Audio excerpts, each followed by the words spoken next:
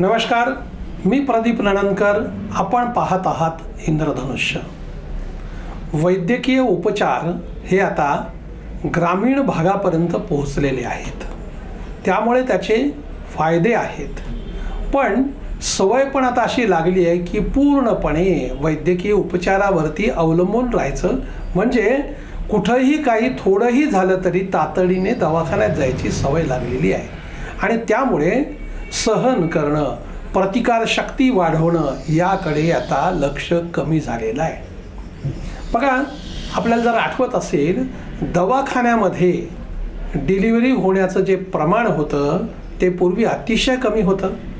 पण आता इतकं हे प्रमाण वाढलेलं आहे. या बाबतीमध्ये शासनाने जागरूकता निर्माण केली, अगदी ग्रामीण भागामधल्या सर्वांसाठीची सोय केली की वाहन, फोन नंबर दिला, या फोनवरती फोन केला तर तुम्हाला घरून वाहन घेऊन जाईल. समजा फोन लागला नाही, वाहन उपलब्ध झालं नाही, तुम्ही खाजगी वाहनाने या, त्या खाजगी वाहनाचे पैसे शासनाच्या वतीने दिले जातील.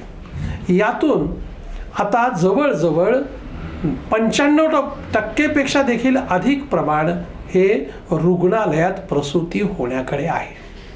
आता दोन गोष्टी आहेत. यात जे थोडे बहुत खर्च करू शकतात अशी मंडळी शासकीय रुग्णालयापेक्षा खाजगी रुग्णालयामध्ये जाणे पसंत करतात. त्यांना असं वाटतं की शासकीय रुग्णालयामध्ये दुर्लक्ष होतं, खाजगी रुग्णालयामध्ये लक्ष दिलं जातं. होतंय काय की अगदी एक उदाहरण घेऊ. समजा प्रसूतीचा विषय असेल तर अगदी 2-3 महिन्यांपासून जेव्हा डॉक्टरना दाखवलं जातं तेव्हा 9 महिने जिकडे दवाखान्यात नियमित दाखवलेलं आहे अशा महिलेची प्रसूती ही नैसर्गिकरित्या कमी होते. तिकडे मग सीझर करणं कसं गरजेचं आहे असं सांगितलं जातं. शासकीय रुग्णालयात गेलात तर शासकीय रुग्णालयामध्ये याच पद्धतीनं सांगितलं जातं आणि ऐन वेळेला मग खाजगी रुग्णालयाचं आणि त्यांची लिंकिंग असते. आता ही जी आकडेवारी आहे हा एक अभ्यासपूर्ण विषय आहे. संपूर्ण जगभरातच आता सीझरचं प्रमाण वाढतंय. इंग्लंड असेल, अमेरिका असेल, ब्राझील असेल, अशा सगळ्या देशामध्ये. आता आपल्या देशामध्ये देखील बघा, तेलंगणा आहे, तामिळनाडू आहे, केरळ आहे, जम्मू काश्मीर आहे, या सगळ्या शहरांमध्ये सीझरचं प्रमाण वाढत आहे. त्यातही शहरी भागामध्ये हे प्रमाण अधिक आहे, तुलनेनं आदिवासी भागामध्ये, ग्रामीण भागामध्ये हे प्रमाण कमी आहे. आता मुद्दा काय की शासकीय रुग्णालयामध्ये ज्या प्रसूती होतात आणि खाजगी रुग्णालयात ज्या प्रसूती होतात त्याच्यात शासकीय रुग्णालयापेक्षा खाजगी रुग्णालयात ज्या प्रसूती आहेत तिथं सीझरचं होणारं प्रमाण हे 3-4 पर्यंत वाढलेलं आहे. आता आलेल्या रुग्णाला सीझर करणं किती आवश्यक आणि किती अनावश्यक हे ते डॉक्टरच ठरवतात. आले देवाजीच्या मनात तेथे कोणाचे चालेना, तसं आले डॉक्टरांच्या मनात तेथे कोणाचे चालेना, रुग्णाचे काय चालणार तिकडे. आणि त्यातून मग अडचणी निर्माण होत आहेत. डॉक्टरांवरचा विश्वास कमी होतोय. एकूण काय झालंय, रुग्ण आणि डॉक्टर हे नातं पूर्वीचं आणि आता सगळीच नाती अशी राहिलेली नाही. त्यामुळं रुग्ण आणि डॉक्टरांचं नातं पण हे पातळच होत चाललंय. आणि मग कोणीच म्हणतं की आपल्याला रिस्क घ्यायची नाही, पुन्हा नातेवाईकांचा राग आपल्यावर घ्यायचा नाही. सगळं प्रूफ, कागदोपत्री सगळ्या गोष्टी नीट. हे का केलं तर या कारणामुळे हे केलं, न्यायालयामध्ये आपल्याला आपली बाजू मांडता आली पाहिजे अशी तयारी केली जाते आहे. आणि त्यामुळं रिस्क घेऊन कुठलाच निर्णय केला जात नाही. आता सीझर करणं हे सरसकट वाईट आहे का तर असं नाही. जेव्हा गरज आहे तेव्हा सीझर केलं गेलं पाहिजे. झालंय काय, नैसर्गिकरित्या 21 ते 28 वयाच्या दरम्यान महिला जर प्रसूती होत असेल तर ते नैसर्गिक प्रसूती सोपी असते. पण त्यानंतर वय वाढल्यानंतर आता लग्नाचंच वय हे वाढू लागलेलं आहे. आता त्यात दोन्ही प्रकार आहेत. पण ज्यांचं समजा 35च्या पुढे वगैरे वय गेलं आणि प्रसूती असेल तर मग सीझरचं प्रमाण वाढतच असतं. याबरोबर मग आहार विहाराचे विषय आहेत, अशा अनेक कारणं आहेत.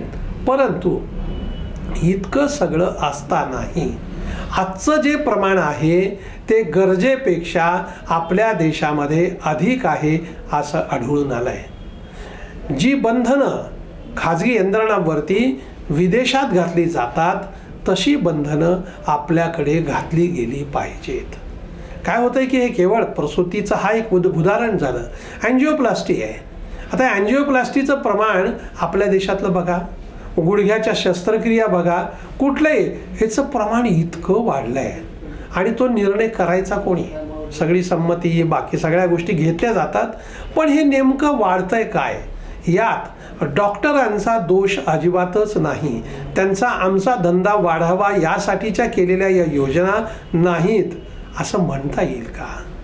मग हे कुठेतरी कमी व्हायला पाहिजे की नाही? यासाठी सरकारने काही नियम घालून दिले पाहिजेत की नाही? सरकारने आता 5 लाखापर्यंतचे उपचार मोफत केलेत.